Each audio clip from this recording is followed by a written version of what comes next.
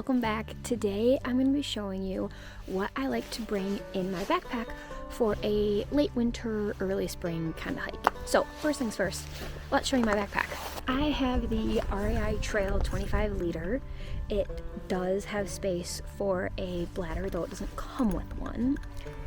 And I've had this backpack for almost a year now.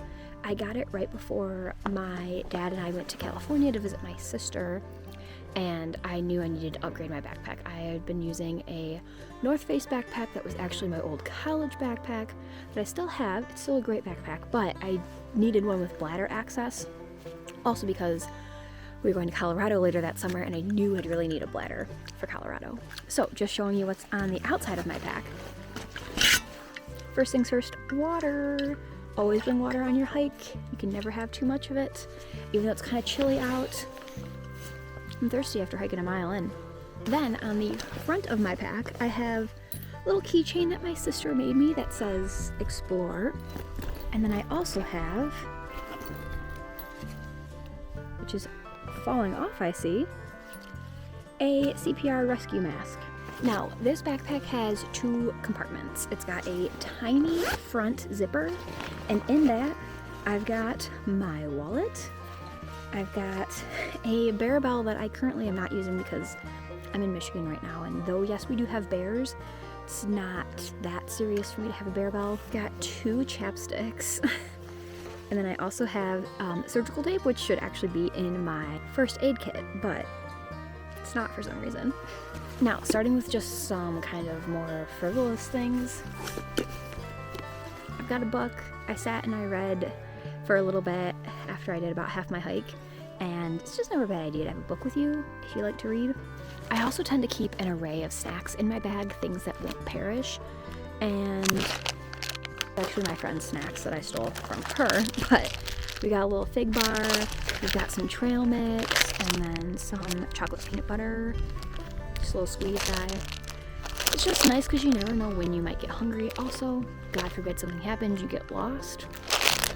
Got some food for you just in case. Another reason why I'd always bring water, because you never know what might happen to you. Now, I really wouldn't count this as frivolous, but it's just kind of extra, is sunglasses.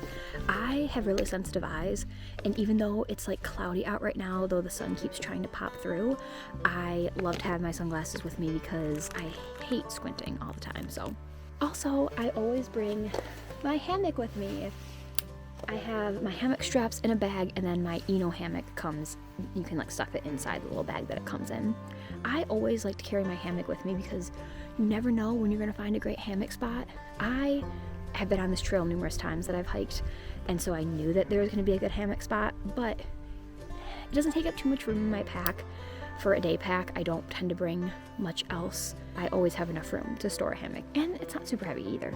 Now, to get into some more important things to make sure you bring with you late winter, early spring hiking, especially in places like Michigan, you never know what the weather's going to be like. It is actually like faintly snowing right now, kind of lake effect snow, but there's no wind. It's actually pretty nice out, hence me sitting and hammocking for a little bit.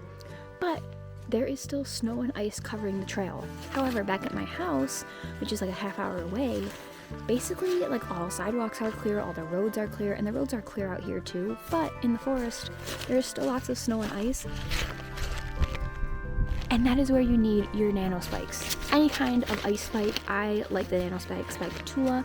I ended up putting these on because after I got about a quarter mile on the trail, it turned from just dirt to snow and ice.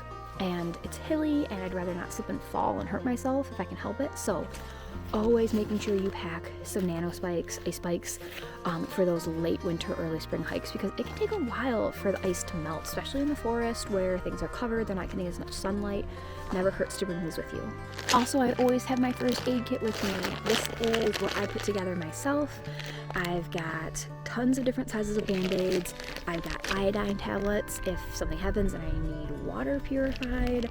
I've got ibuprofen. I've got an emergency blanket. I've got Neosporin. I've got another rescue mask, CPR. Yeah, I've got some other meds in here too, just in case. You never know what's gonna happen. And quart size little Ziploc bag. works perfect to create your own. Alright guys, that is pretty much everything that I bring with me when I am hiking in late winter, early spring. I also do have a pair of gloves with me too, just light gloves, but my hands got really sweaty after hiking, so I just took them off for a little bit. But we're gonna finish back our hike, head back to the trailhead, and maybe do a little bit more exploring of Sleeping Bear Dunes, because this is one of my favorite areas up in northern Michigan. But I hope you guys enjoyed the video. If you have any questions about things that I pack or don't pack, or what you would put in your pack, leave them in the comments below. Make sure to like and subscribe this video, and I'll see you guys in the next one. Bye!